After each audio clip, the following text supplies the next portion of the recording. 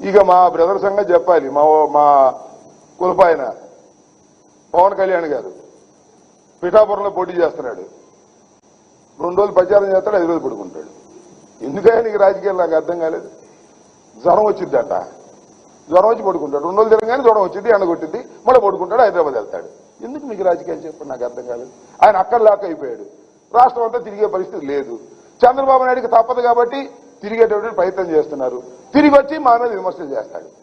ఇంకా చాలా విమర్శలు చేశాడు నా మీద. ఉర్దూల దగ్గరంట 100 రూపాయలు 200 కాజేశానంట, అట్టా 10 లక్షలు కాజేశానంట. నేను ఇరిగేషన్ మంత్రిని బాబు, వాటి కోసం కక్కుట్టి పడాల్సిన అవసరం నాకు ఉంటుందా చెప్పమని అడుగుతా ఉన్నా. నా నియోజకవర్గ ప్రజలందరికీ తెలుసు నేను ఎలా ఉంటానో.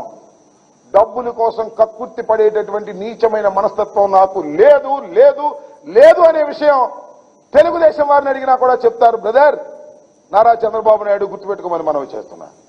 ఆ ఒడ్డిన మహిళ దగ్గర 2,50,000 అయ్యేయడానికి ప్రయత్నం చేశానంట. చాలా సందర్భాల్లో చెప్పా. మళ్ళీ అదే రిపీట్. కింద ఎవడో కాగితం రాస్తాడు, చదువుతుంటాడు చంద్రబాబు. చంద్రబాబు గారు తెలియదు అసలు ఏం జరుగుతుంది ఇక్కడ. కింద ఎవరో నా మీద కోపం ఉండడు, లెటర్ రాసిస్తే అది చదువుతూ ఉంటాడు. నేను అలా కక్కుర్తి పడేటటువంటి మనస్తత్వం కాదు నాది. నా మీద బురద జల్లాలనేటువంటి ప్రయత్నం చేసిన ఆకాశం మీద ఉమ్మితే ఎవరి మీద పడుతుంది, నీ మీదే పడుతుంది. గుర్తుపెట్టుకోమని మనవి చేస్తున్నా.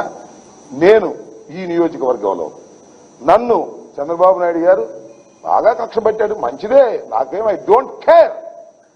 ఎందుకంటే నేను అసెంబ్లీలో కూడా బ్రహ్మాండంగా మాట్లాడతానని, నా మాటకు ఆయన సమాధానం చెప్పలేడని, బయట ప్రెస్ మీట్లో కూడా నేను బాగా మాట్లాడతానని, దానికి సమాధానం కౌంటర్లు ఇవ్వలేరు కాబట్టి నన్ను ఏదో ఒక విధంగా శాసనసభకు రాకుండా అడ్డుకోవాలనేటువంటి ప్రయత్నంతో మా పార్టీలో, కాంగ్రెస్ పార్టీలో ఉన్నటువంటి వస్తాదిని తీసుకొచ్చి నాకు ముందు పోటీ పెట్టారు.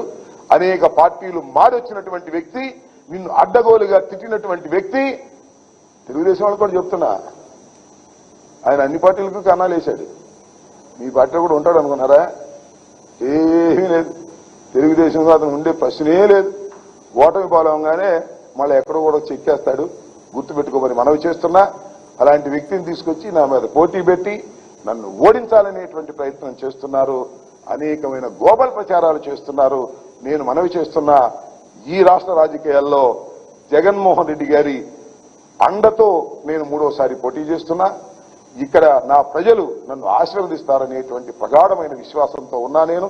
ఎందుకంటే 5 సంవత్సరాల పరిపాలనలో నేను ఎక్కడ గణనీయమైన తప్పులు చేయలేదు. కాబట్టి ప్రజలు నా పక్షాన ఉంటారని నేను పూర్తిగా విశ్వసిస్తున్నా. మంచి మెజార్టీతో నేను గెలుస్తాననేటువంటి నమ్మకం కూడా నాకుంది. అనేకమైన ఆరోపణలు నా మీద చేస్తున్నాడు నారా చంద్రబాబు నాయుడు గారు. ఆ ఆరోపణలు దయచేసి నమ్మవద్దని, వాస్తవాలు మీ అందరికీ తెలుసని నేను ఈ సందర్భంగా చెప్పదలుచుకున్నాను. నాకు క్యూసిక్లు లేదా టీఎంసీలు లేదా ప్రాజెక్టులు ఏదో క్విజ్ మాస్టర్లుగా నాకు క్విజ్ పెడతాడేమో నాకు అర్థం కాల. రమ్మంటున్న